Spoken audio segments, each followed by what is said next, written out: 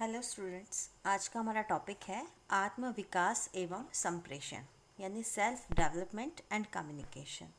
हम सब ने ये तो जान लिया कि कम्युनिकेशन विचारों का आदान प्रदान होता है, बट ये सक्सेसफुल कब होता है, मतलब एक कम्युनिकेशन इफ़ेक्टिव कब होता है। तो इसके लिए हमने ये जाना कि जो भी बात हम सामने वाले को बता रहे हैं वो उसी रूप में उसको समझे जिस रूप में हम उसे समझाना चाहते हैं। तो अब यहाँ पर बात आ रही है सेल्फ डेवलपमेंट की, कि हमें अपने कम्युनिकेशन में हमारा जो सेल्फ डेवलपमेंट है वो कैसे काम आता है, यानी कि हमारा आत्म विकास। आत्म विकास का संप्रेषण कुशलता या क्षमता से गहरा संबंध है।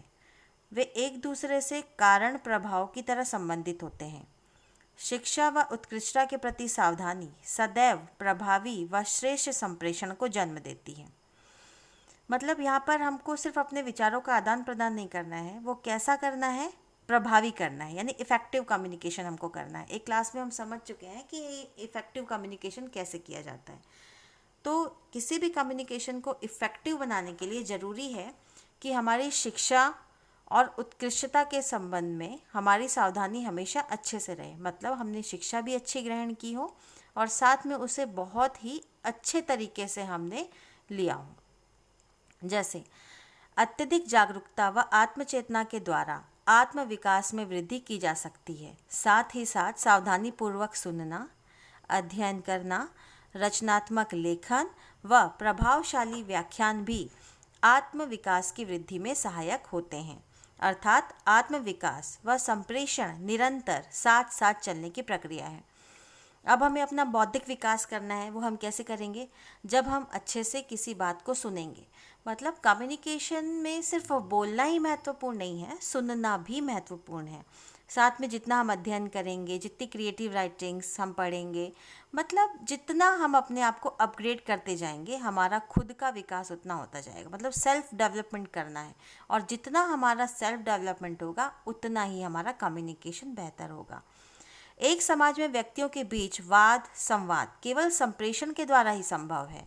आत्म विकास व संप्रेषण एक दूसरे पर निर्भर होते हैं, है ना। अगर सेल्फ डेवलपमेंट आपने अच्छा किया है तो आपका कम्युनिकेशन अच्छा होगा, और कम्युनिकेशन को अच्छा करने के लिए आप सेल्फ डेवलपमेंट करते रहेंगे।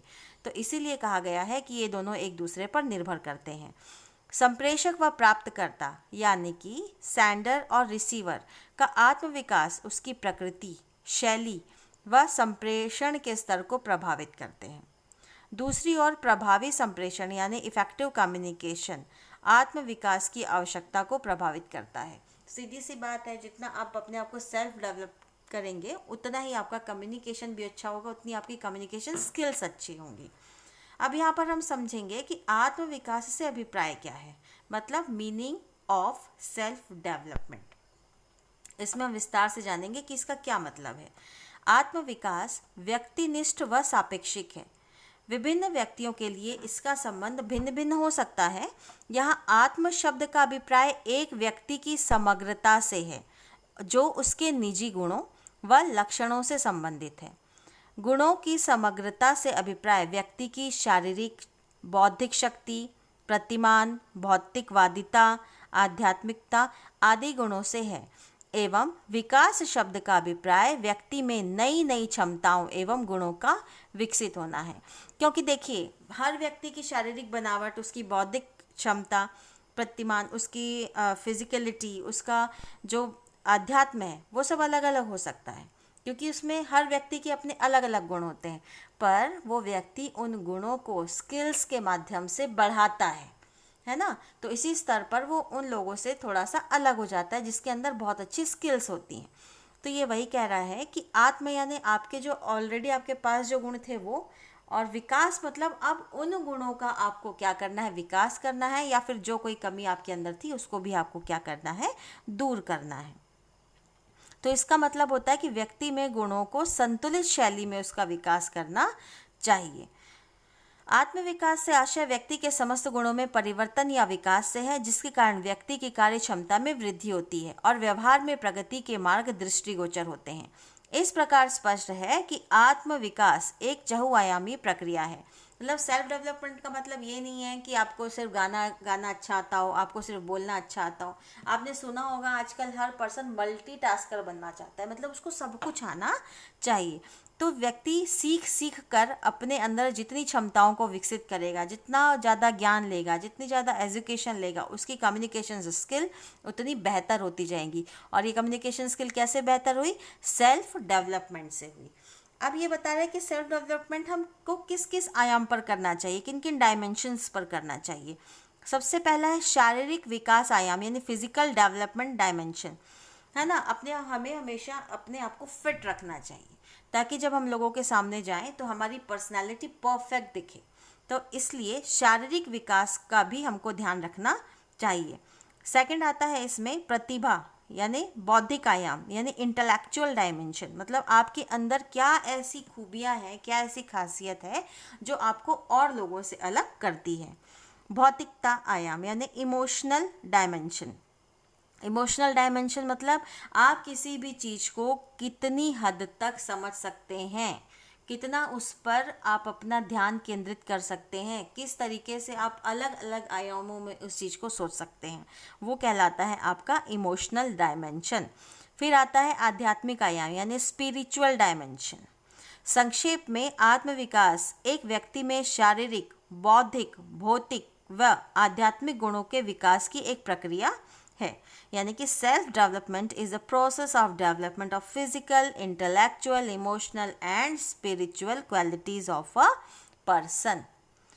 नेक्स्ट इसमें हम देखेंगे कि आत्मविकास के उद्देश्य, ऑब्जेक्टिव्स ऑफ सेल्फ डेवलपमेंट। अभी अभी हमने ये जाना कि अच्छे कम्युनिकेशन के लिए सेल्फ डेवलपमेंट ज़रूरी है, और अगर हमारा सेल्फ डेवलपमेंट हम करते रहेंगे टाइम टाइम पर, तो हमारा कम्युनिकेशन भी अच्छा होता रहेगा। तो अब देखते हैं कि ये क्या होता है, इसके उद्देश्य क्या है।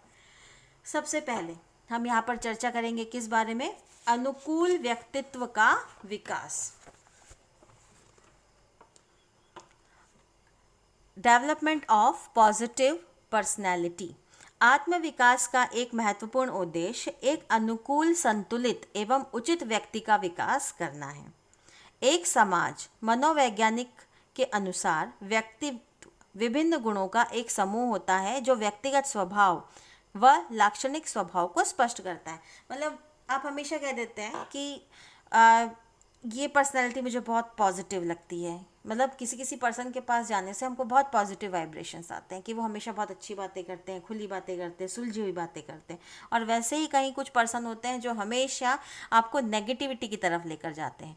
तो इसीलिए आपका जो उद्देश्य है वो क्या है? सबसे पहला कि आपको पॉजिटिव पर्सनैलिटी को डेवलप करना है ताकि लोग आपसे मिलकर खुश हों। नेक्स्ट है सकारात्मक दृष्टिकोण का विकास, डेवलपमेंट ऑफ पॉजिटिव एटीट्यूड, है ना। आपने सुना होगा कि कई लोग क्या करते हैं, किसी भी टफ से टफ सिचुएशन में भी काफ़ी पॉजिटिव एटीट्यूड के साथ रहते हैं।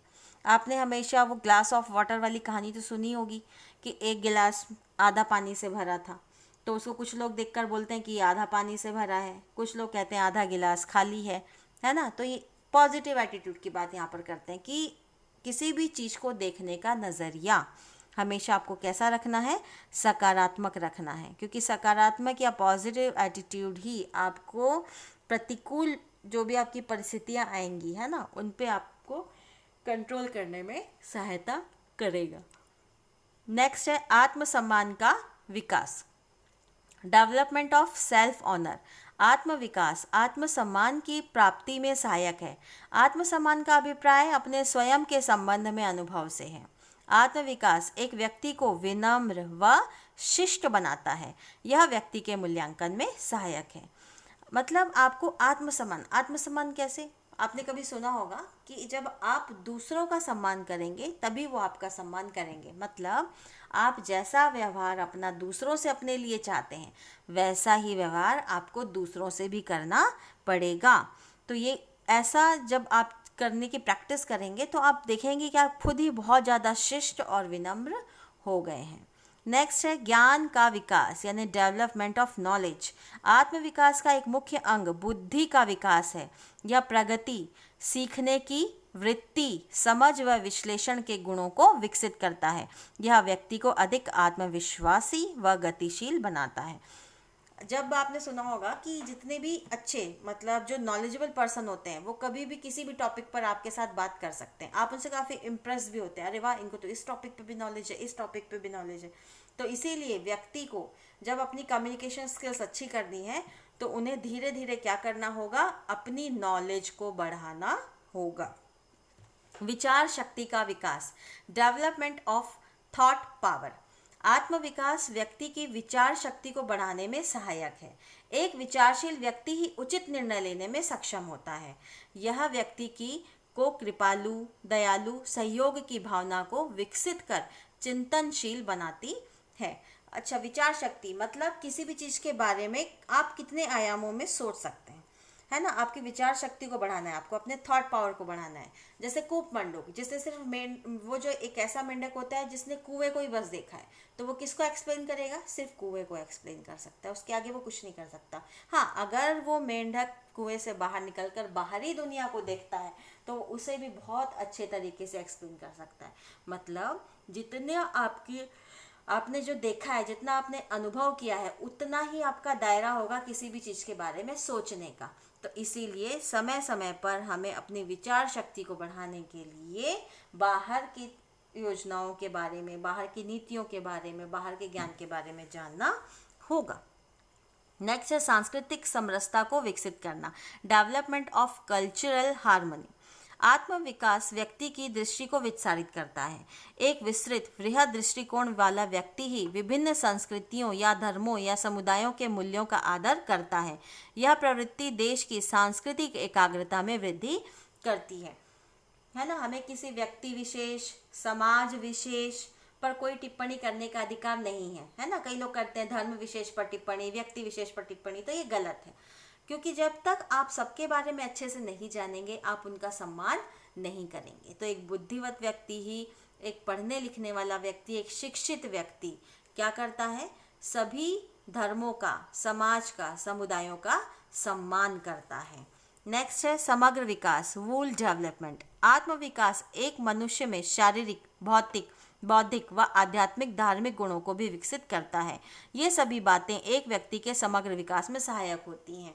हमने देखा था कि आपको स्पिरिचुअली भी आपको स्ट्रांग होना पड़ेगा, एजुकेशनली भी, फिजिकली भी, है ना। तो जब आप इन सारी चीज़ों को एक साथ डेवलप करते हैं तो आपकी पर्सनैलिटी अपने आप ही बहुत अच्छे तरीके से डेवलप हो जाती है। तो ये चारों चीज़ें मिलकर ही आपका समग्र विकास करती हैं। अच्छे गुणों का विकास, डेवलपमेंट ऑफ गुड क्वालिटीज़। आत्मविकास व्यक्ति में अच्छे गुणों के विकास की पूर्व आवश्यकता है। अच्छी आदतें समय, धन व ऊर्जा की बचत में सहायक होती हैं। साथ ही साथ यह एक व्यक्ति को साधन संपन्न बनाती हैं।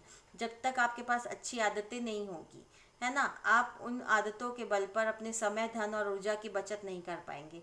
तो इसीलिए ये जरूरी है कि बैड क्वालिटीज़ को आप दूर करें और गुड क्वालिटीज़ को आप अपने अंदर लेकर आएं। आत्मविश्वास का विकास, डेवलपमेंट ऑफ सेल्फ कॉन्फिडेंस। आत्मविकास आत्मविश्वास को बढ़ाने में सहायक है। यह एक व्यक्ति में नेतृत्व क्षमता को विकसित करता है। एक आत्मविश्वासी अन्य की अपेक्षा अधिक साहसी होता है, वह जोखिम उठाने में सक्षम होता है। आपने सुना होगा, जो जितना ज़्यादा अपने आप पर ध्यान देता है, मतलब अपने आप को डेवलप करता है, जो व्यक्ति जितना ज़्यादा जानता है उसके अंदर आत्मविश्वास भी उतना ज़्यादा होता है, क्योंकि उसको पता है कि वह कहीं पर भी चला जाए तो वो हर चीज़ में निपुण है, वो कभी भी कहीं पर भी मात नहीं खा सकता। तो इसलिए जब आपका सेल्फ डेवलपमेंट आप अपने अंदर अच्छे से करते हैं, आपका सेल्फ कॉन्फिडेंस अपने आप ही इंक्रीज हो जाता है। नेक्स्ट है संगठन क्षमता का विकास, डेवलपमेंट ऑफ ऑर्गेनाइजेशनल एफिशिएंसी।